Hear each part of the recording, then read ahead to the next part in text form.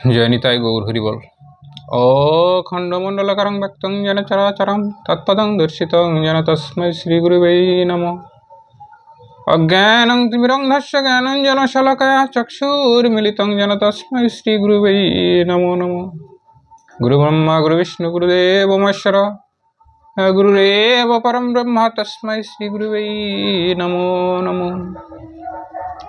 অজানুলম্বিতভুজ কনকাবতত সংকীর্তনৈকপিতকর কমলায়তাক্ষ বিশ্বম্ভর দ্বিজবর যুগধর্মপাল বন্দে জগৎপ্রিয়কর করুণাবতার। বঞ্ছাকল্পতরুভ্যশ্চ কৃপা সিন্ধুভয়বচ পতিতানাং পাবনেভ্যো সকল বৈষ্ণবেভ্যো নমো নমো। নমো তপ্ত কাঞ্চন গৌরাঙ্গিনী রাধে বৃন্দাবনেশ্বরী বৃষভানু সুতং দেবী তং নমামি হরি প্রিয়ে। বৃন্দায় তুলসী দেবায় প্রিয়ায় কেশবশ্চ কৃষ্ণ ভক্তি প্রদে দেবী সত্যবত্তৈ নমো নমো। কৃষ্ণায় বাসুদেবায় দেবকী নন্দনায় চ অশেষ ক্লেশনায় গোবিন্দাই নমো নমো। হে কৃষ্ণ করুণা সিন্ধু দীনবন্ধু জগৎপতে গোপেশ গোপিকাকান্ত রাধাকান্ত নমস্তুতে। নমো ব্রহ্মণ্য দেবায় গো ব্রহ্মণ্য হিতায় চ জগদ্ধিতায় শ্রীকৃষ্ণায় গোবিন্দাই নমো নমো।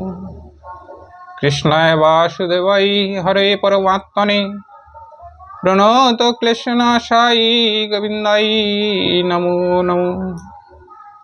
নারায়ণ নমস্কৃত্য নর বৈষ্ণব নরোত্তম দেবীং সরস্বতী তত জয়মুদীরয়েৎ। ঈশ্বর পরম কৃষ্ণ সচ্চিদানন্দ বিগ্রহ অনাদিরাদি গোবিন্দ সর্বকারণকারণম। যদা যদা হি ধর্মস্য গ্লানির্ভবতি ভারত অবশ্যনম ধর্মস্য তদত্তনাম সৃজ্যমহম। পরিত্রাণায় সাধুনায় বিনাশায় চ দুষ্কৃতম ধর্ম সংস্থাপনার্থায় সম্ভাবামি যুগে যুগে। সর্বধর্মাन् পরিত্যজ্য মামেকং শরণং ব্রজ অহং তং সর্বপাপেভ্যো মোক্ষয়ামি মা শুচঃ। হরের নাম হরে নামৈব কেবলম কলো নস্তেব গতিরন্যথা। হরে কৃষ্ণ কৃষ্ণ কৃষ্ণ হরে হরে হরে রাম রাম রাম হরে হরে। গঙ্গা গীতা সাবিত্রী সীতা সত্য প্রতিব্রতা ব্রহ্ম বলি ব্রহ্ম বিদ্যা ত্রিসন্ধ্যা মুক্তি গেহিনী অর্ধমাত্র চিদানন্দ ভবগ্নি ভ্রান্তি নাশিনী বেদত্রয়ী পরানন্দ ততত্ব জ্ঞান মঞ্জুরি।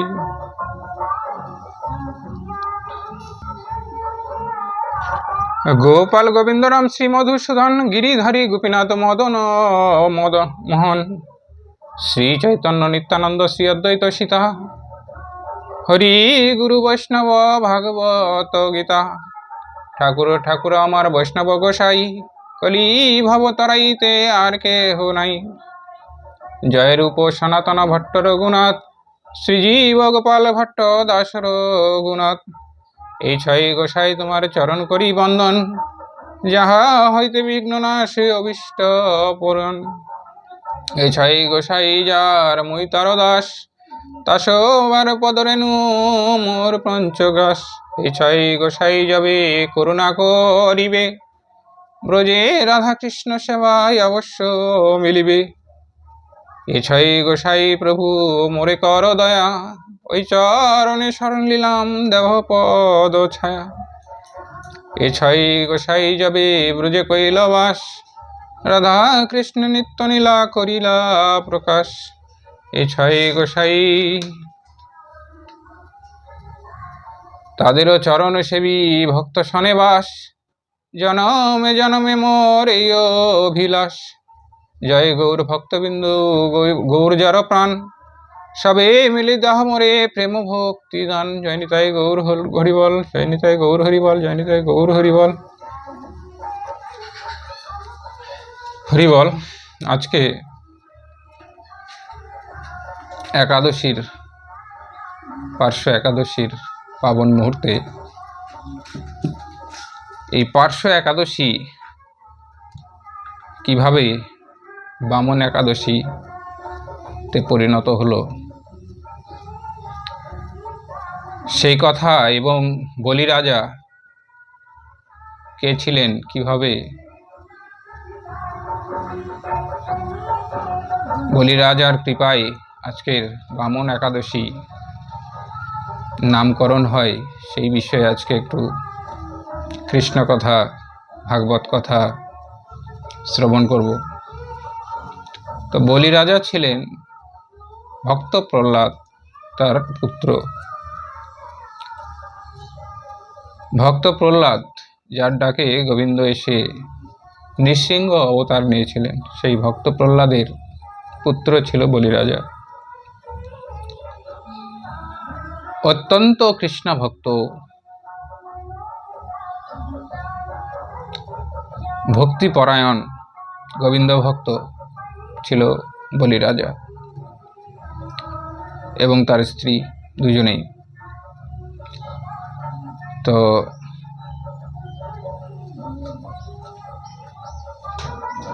গোবিন্দের কৃপায়, গোবিন্দের কৃপা এবং লক্ষ্মী দেবীর কৃপা এই প্রহ্লাদ পরিবারে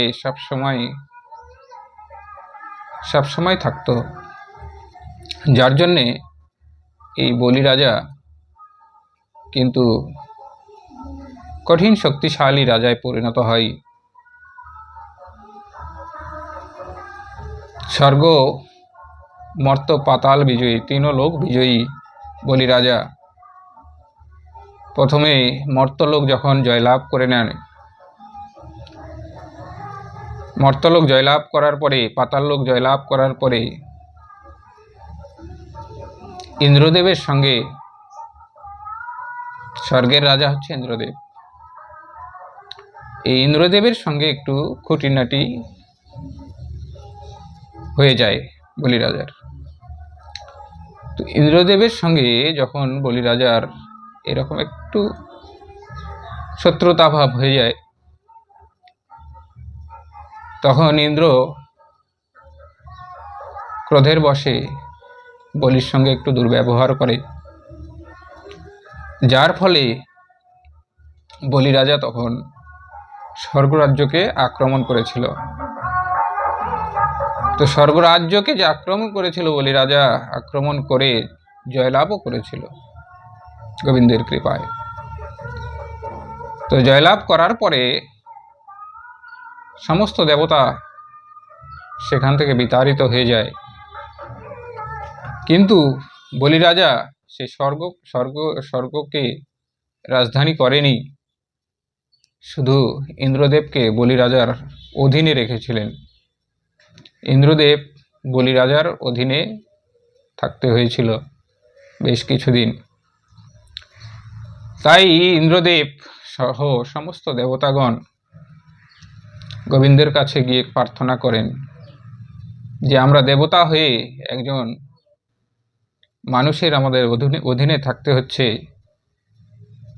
এই বলি রাজা যদি এইভাবে চলতেই থাকে, হাজারো ভক্ত হলেও বলি রাজা তো অসুর বংশীয়, তাই ভবিষ্যতে ঘোর বিপদ হবে জেনে ব্রহ্মা সহ ইন্দ্রদেব সমস্ত দেবদেবীদের নিয়ে গোবিন্দের কাছে যায়। গোবিন্দের কাছে গিয়ে গোবিন্দকে নিবেদন করে যে হে প্রভু, আপনার ভক্ত বলি রাজা আজকে তিন লোকের মালিক, তো আপনি কৃপা করে আমাদের রাজ্য আমাদেরকে ফিরিয়ে দিন। ইন্দ্রদেব সহ ব্রহ্মা, বিষ্ণু, ব্রহ্মা সকলেই দেবদেবীরা গিয়ে গোবিন্দের কাছে প্রার্থনা করলেন। গোবিন্দ তখন দেখলেন যে হ্যাঁ, বলি রাজা যদিও ভক্ত, কিন্তু এইভাবে যদি বাড়তে থাকে তাহলে সংসারের অমঙ্গল হবে। তাই তিনি বলি রাজাকে কৃপা করতে এবং ইন্দ্রদেবের স্বর্গরাজ্য রক্ষা করার জন্যে বামন অবতার নিয়ে জন্মগ্রহণ করলেন। তো বামন অবতার নিয়ে যখন জন্মগ্রহণ করলেন, এই ভাদ্র মাসে কৃষ্ণপক্ষে শুক্ল একাদশীতে, পার্শ্ব একাদশীর দিন বলি রাজা এক মহাযজ্ঞের আয়োজন করেছেন, দান যজ্ঞ। যে যা চাইবেন বলি রাজা সবাইকে সেই সব জিনিস দান করবেন। এইরকম একটি দান যজ্ঞ বলি রাজা শুরু করলেন। গোবিন্দ ভাবছেন যে এটাই সুযোগ যে বলি রাজাকে কৃপা করার। তাই তখন বামন অবতার নিয়ে গোবিন্দ আমার বলি রাজার রাজদরবারে এলেন। সমস্ত দেবতাগণ বামন অবতারের গোবিন্দকে সমস্ত কিছু প্রদান করলেন। কেউ ছাতা দিলেন, কেউ লাঠি দিলেন, কেউ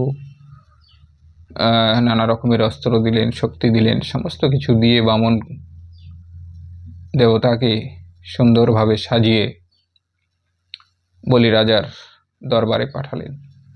গোবিন্দ আমার ছোট্ট ব্রাহ্মণ শিশু হয়ে ছাতা নিয়ে, লাঠি নিয়ে, কুমণ্ডল হাতে নিয়ে বলি রাজার দরবারে এলেন। এসে বলি রাজাকে বলছে যে, হে রাজন, তুমি তো আজকে এই দান যজ্ঞ আয়োজন করেছ, তো আমাকে কিছু দান করবে? তো বলি রাজা তখন সেই শিশুকে বলছে যে, তুমি কি চাও বলো, কোথা থেকে এলে আর তোমার কি দরকার, কি চাই তুমি বলো, যা চাইবে আমি সেই সব কিছুই তোমাকে দান করব। তো বামনদেব প্রভু আমার তখন বললেন যে, না, আমার অর্থ ধন সম্পদ নিয়ে আমি কি করব? আমি তো ব্রাহ্মণ সন্তান, সন্ন্যাস, আমি যেখানে যাই সেখানেই ঘুমিয়ে যাই। না কিছুর অর্থের দরকার হয়, না কিছু সম্পদের দরকার হয়। তাই আমার তো এসব দরকার নেই। আমাকে একটু 3 পদ ভূমি দরকার, যেন আমি প্রভুর সাধন ভজন করতে পারি। তখন বলি রাজা বলছে, মাত্র 3 পদ ভূমি তুমি নেবে? এর থেকে আরো কিছু বড় জিনিস, এর থেকে আরো কিছু বেশি জিনিস চাও, আমি তোমাকে দেব।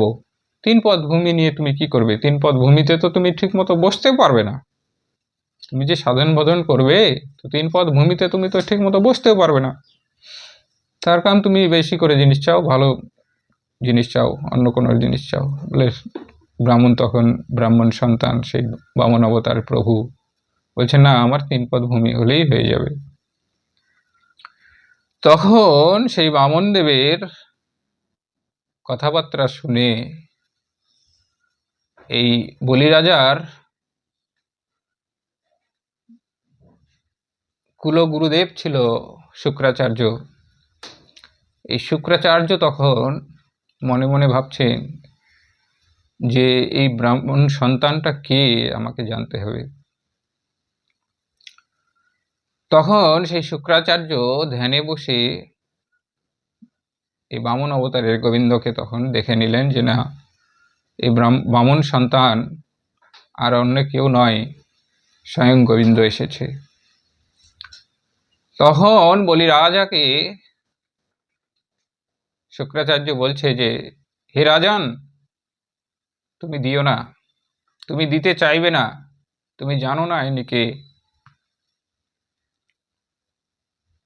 তুমি জানো না ইনি কে, তুমি দিতে চাইবে না। বলি রাজা ভক্ত, গোবিন্দের ভক্ত ছিলেন, পরম ভক্ত ছিলেন। যখন শুক্রাচার্য বললেন আরো যে দিবে না, ইনি কে তুমি জানো না, তখন বলি রাজা কিন্তু আরো ভালো করে বুঝে গেলেন যে ইনি কে।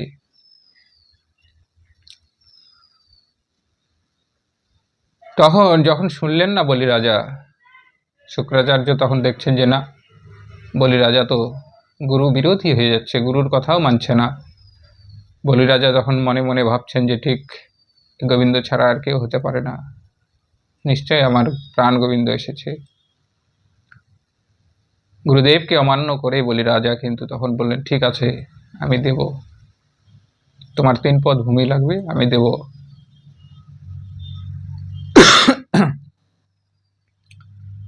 গোবিন্দ আমার তখন বামন অবতারে বামন রূপে বলছে যে হে বলি, এইভাবে বললে তো আমি নেব না, তোমাকে সংকল্প করতে হবে, তুমি যে আমাকে এই 3 পদ ভূমি দেবে, তোমাকে সংকল্প করতে হবে। তো সংকল্প যখন করবে তো নাও, আমার কুমণ্ডল থেকে জল নাও, সংকল্প করো। তখন বলি রাজা বলছে যে প্রভু, আমি তো দিব, অবশ্যই দিব, সংকল্পও করব, তাহলে আমার তো অর্ধাঙ্গিনী আছে, আমি তার সঙ্গে একটু কথা বলে আসি, তার সঙ্গে একটু আলোচনা করে আসি, তারপরে আমি দিচ্ছি প্রভু, চিন্তা করো না, আমি দিব, অবশ্যই দিব। বামন অবতারী প্রভু আমার বলছে ঠিক আছে, তুমি যাও, গিয়ে কথা বলে এসো, কিন্তু দেরি করবে না, বেশি দেরি করলে আমি চলে যাব। তখন বলি রাজা রাজপ্রাসাদে ঘরে স্ত্রীর সঙ্গে দেখা করতে গেলেন। দেখা করে স্ত্রীকে বলছে, এক অপূর্ব বালক এসেছে, সেই বালক 3 পদ ভূমি চাইছে, ওকে এত করে বলছি, এর থেকে অনেক বড় বড় সম্পদ, ধন সম্পদ দিতে চাইছি, কিন্তু 3 পদ ভূমি ছাড়া অন্য কিছু নেবে না। সেই সময় বলি রাজার বোন ছিল প্রাসাদে, ও সেই ব্রাহ্মণকে দেখতে প্রাসাদের চিলাকুটি থেকে ব্রাহ্মণকে দেখলেন এবং সঙ্গে সঙ্গে বলেছিলেন, যা কি সুন্দর সন্তান শিশুটি, যা এরকম যদি আমার শিশু হতো, আমি কোলে করে স্তনপান করাতাম। দেখছিল আর মনে মনে এভাবে বলছিল, যার জন্য ওকে গোবিন্দ তখন ওকে আশীর্বাদ দিয়েছিল, অন্তর্যামী গোবিন্দ আমার অন্তরে জানতে পেরে তাকে তথাস্তু বলে আশীর্বাদ দিয়েছিল, ঠিক আছে তোমার মনোবাঞ্ছা পূর্ণ হবে, চিন্তা করো না।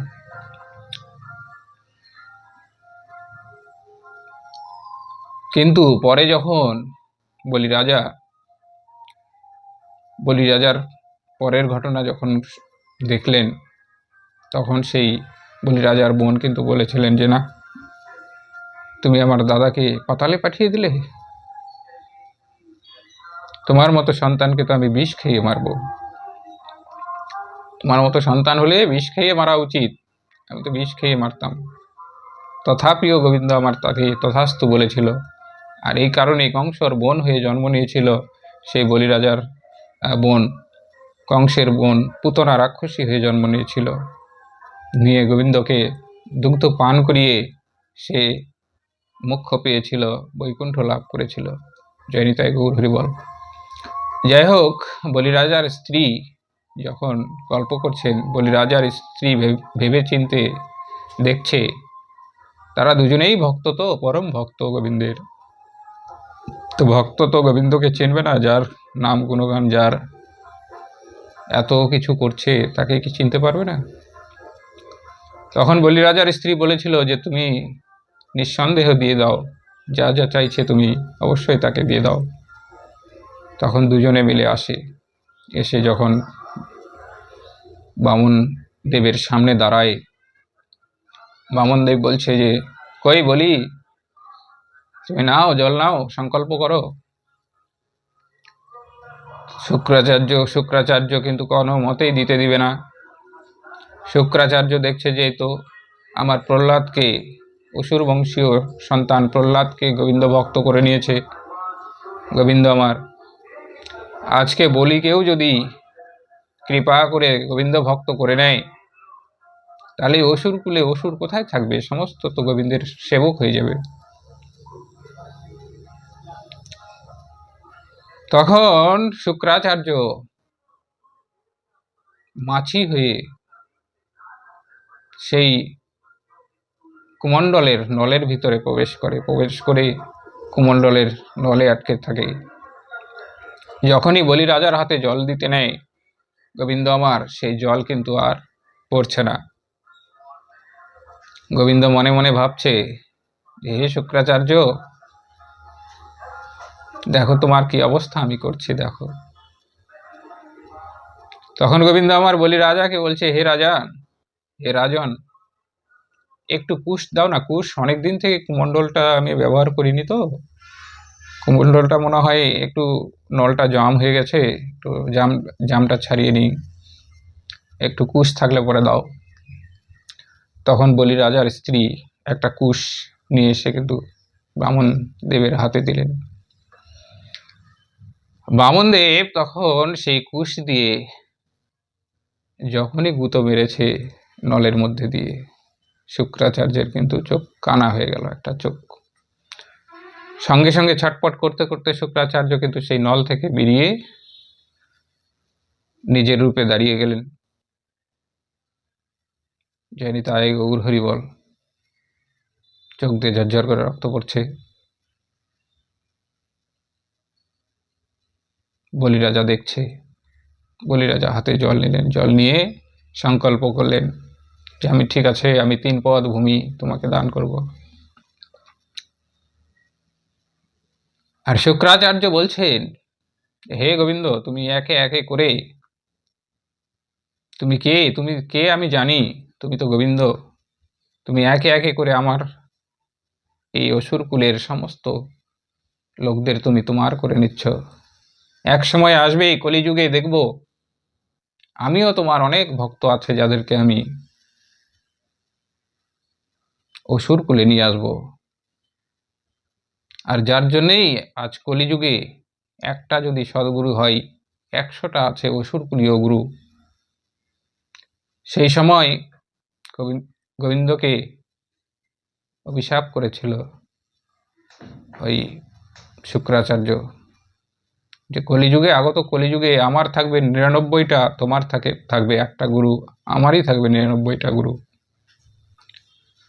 তো যাই হোক, তখন বলি রাজা সংকল্প করে তখন বললেন, ঠিক আছে প্রভু, এবার তুমি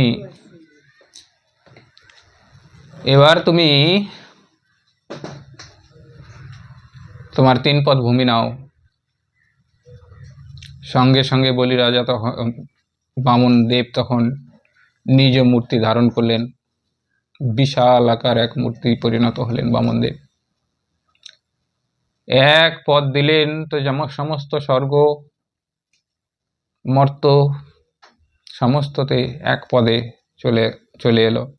দ্বিতীয় পদ দিলেন তো পাতাল লোক, সমস্ত পাতাল লোক চলে গেল।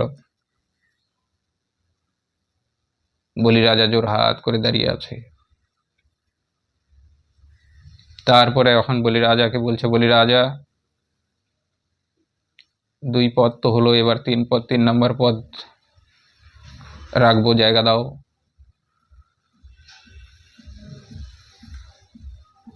বলি রাজার স্ত্রী পাশে দাঁড়িয়ে আছে। পাশ থেকে বলি রাজার স্ত্রী বলছে, হে বলি, এই সময় সুযোগ তুমি আর ছেড়ে দিও না প্রভু, তোমার মস্তক এগিয়ে দাও।